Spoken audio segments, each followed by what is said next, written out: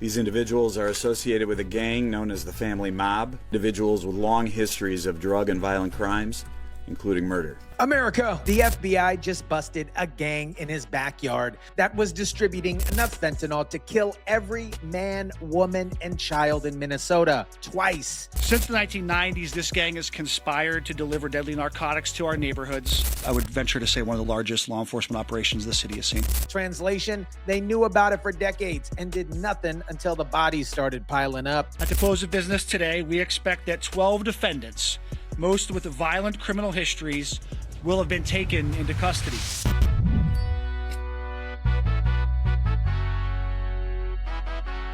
What is up, guys? Tyson DeLaCruz here. Thank you so much for rocking with me. Let me show you how Minnesota's progressive leadership let a gang operate for 30 years while they virtue signal about police reform. Let me start with the comedy gold, which is the gang's branding. Most drug organizations go for intimidating names like MS-13, the Bloods, the Crips. These guys, they went for the Family Mob. Sounds like a competitive tater tot hot dish team that takes potlucks way too seriously. But the A-list is even better. The indictment lists gang members with street names like Silk, Snake, Dread, Bebe, and Do Good.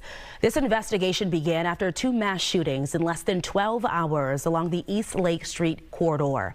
And today, the FBI executing search warrants in Minneapolis, Bloomington, Brooklyn Park, Richfield, and St. Paul. 5 of them are facing federal charges, and 7 of them are facing state charges. With Silk, Snake, and Dread sound like a failed 90s R&B trio that reunited to sell meth instead of albums. They probably would have gotten away with it too if they wouldn't have named themselves after villains in a straight-to-DVD Steven Seagal movie. But chat, here is where the joke stops. The feds arrested 12 people in a pre-dawn SWAT raids across Minneapolis, Bloomington, Brooklyn Park, Richfield, St. Paul, and Brunsville. 5 faced federal charges that could mean life in prison. 7 more got hit with state charges. SWAT teams swarmed the homes of suspected members of the gang called the Family Mob. As our Frankie McLister reports, investigators say that gang not only peddled deadly drugs, but they also triggered at least 2 mass shootings. 2 mass shootings, 10 people shot, 2 dead. And this was just the quote-unquote breaking point that finally got the law enforcement to move on them, which raises some obvious questions here. What the heck took so long? Here's what they're not telling you. This gang operated since the late 1990s. That is over 25 years. Running what prosecutors described as a de facto open-air drug market at Lake Street and Park Avenue. They used force to push out their competition, their, opposing drug dealers, and claim territory as their own. Those standing next to the police chief confirming that hundreds of officers were involved in seizing firearms, fentanyl, cocaine, meth, crack, and even cash and vehicles across the metro. On Wednesday, this video taken by a witness where the FBI says that one was detained in Burnsville, and our cameras were rolling when the FBI executed this operation at the Abbott Apartments in South Minneapolis. An open-air drug market. That means people are openly buying and selling fentanyl on the streets of Minneapolis, and nobody did anything about it until federal agents had to step in. Where was Minneapolis Police Chief Brian O'Hare? Where was Mayor Jacob Frey? Where was Governor Timmy Tampon Walsh? Oh, wait, I know where Walsh was. He was letting Minneapolis burn during the George Floyd riots in 2020, refused to call the National Guard for days and let his city get destroyed and burned. He let Somalia communities steal hundreds and billions of dollars from taxpayer revenue. How funny, when it comes to protecting actual law-abiding citizens from drug dealers and gang violence, none of these people are anywhere to be found. The breaking in the case came after 2 Minneapolis mass shootings last September, both that happened within a 12-hour time frame. 10 people were injured by gunfire. 2 individuals lost their lives. It took 2 mass shootings to finally get the authorities to act. Not the decade of open-air drug dealing, not the violence, not the fentanyl poisoning the communities. 2 mass shootings. That's the bar in Tim Walsh's Minnesota. And here's the kicker. The lead defendant is Silk Lamond Davis, also known as Do Good. He's 48 years old, which means he's been doing this his entire life. He's charged with possession with intent to distribute fentanyl and cocaine. His co-defendants, Alexius German Masbu, a.k.a. Snake, Kieran Jamal Williams, Rashawn Jahal Taggett, a.k.a. Dread or Lalo, and Lendrick Darnell Gillian, a.k.a. Bebe. Now, let me show you the pattern, because this is exactly what happens when Democrat run cities into the ground with their progressive policies. We are very pleased today as a collective law enforcement community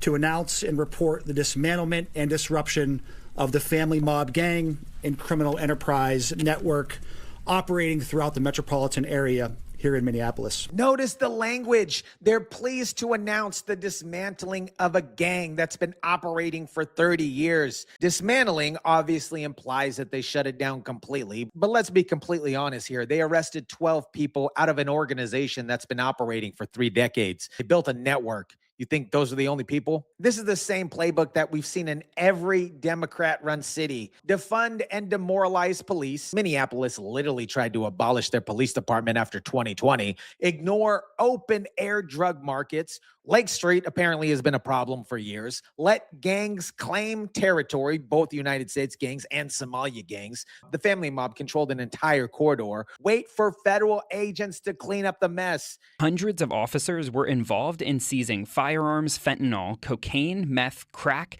and even cash and vehicles across the metro. Hundreds of officers, multiple SWAT teams, federal agencies, all to clean up gangs that have been openly dealing drugs since Bill Clinton was president. And Minneapolis leadership, they want a medal for it. Here's what really happened. After the George Floyd meth death riots, Minneapolis became a no-go zone for effective policing. Officers quit in droves. The city council tried to abolish the police department entirely. Crime skyrocketed, and gangs like the family mob filled the vacuum. There are additional cases being developed that I believe will impact not just open-air drug activity, but open-air drug activity that's connected specifically to violence. Additional cases are being developed. Translation, this is just the beginning. They arrested 12 people, but the investigation revealed so much more corruption and violence that they're building additional charges to see how deep this actually goes. Let me quickly break down the 3.5 million lethal doses and what that actually means, because I don't think people completely understand the scale of what was happening under Tim Walz's watch. Minnesota's population is about 5.7 million people. The family mob distributed enough fentanyl in 7 months to kill every person in the state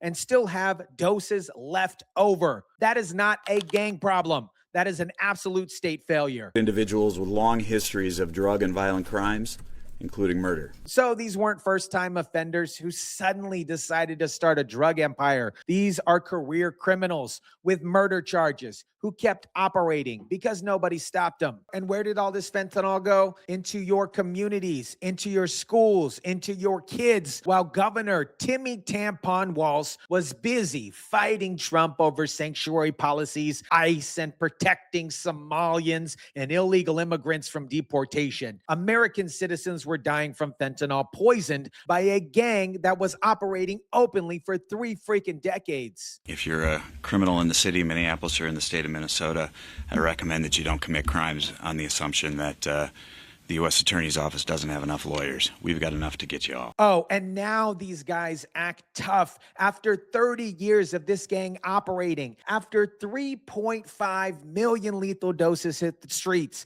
after 2 mass shootings. Now, all of a sudden, the U.S. Attorney is sending warnings. Where was this energy in 1995? Where was this energy in 2005? Where was this energy in 2015? This is the Democrat playbook in action. Let crime absolutely spiral out of control, defund and demoralize police, virtue signal about quote unquote social justice, and then act shocked when federal agents have to step in and do the job that local leadership refused to do. We could not have done it by ourselves. All a collective effort that authorities say make your streets safer. We could have not done this by ourselves. To be honest, chat, that's probably one of the most honest things they've said. Minneapolis could not have handled it because their leadership spent 5 years attacking their own police department instead of going after gangs poisoning their city. America, while I was researching this story, I came across something that perfectly captures the absurdity of Minnesota's leadership. On February 25th, 2026, the same day the FBI and announced this massive bust, the Department of Justice issued a press release, and here's what it said. The family mob ruled by intimidation and violence and wrongly assumed that they could operate with impunity. DEA Special Agent Dustin Gillespie said today the combined efforts of federal, state, and local law enforcement imparted a significant blow to the drug trafficking efforts of a gang that has spread poison throughout our beloved Minneapolis community. A beloved community. That's what they call it after 30 years of a gang controlling open-air drug markets and 3.5 million lethal doses. Not before, after. Because fixing it would have required admitting progressive policies failed. The family mob sold drugs openly on Lake Street for 3 decades, and nobody stopped them until federal agents showed up. That's not law enforcement failure. That's leadership failure. And Tim Walz, he owns it. Let me know what you think about this. Drop it down in the comment section down below. Smash the like button if you kindly would. Share, subscribe, and as always, guys, I'll catch you on the next one.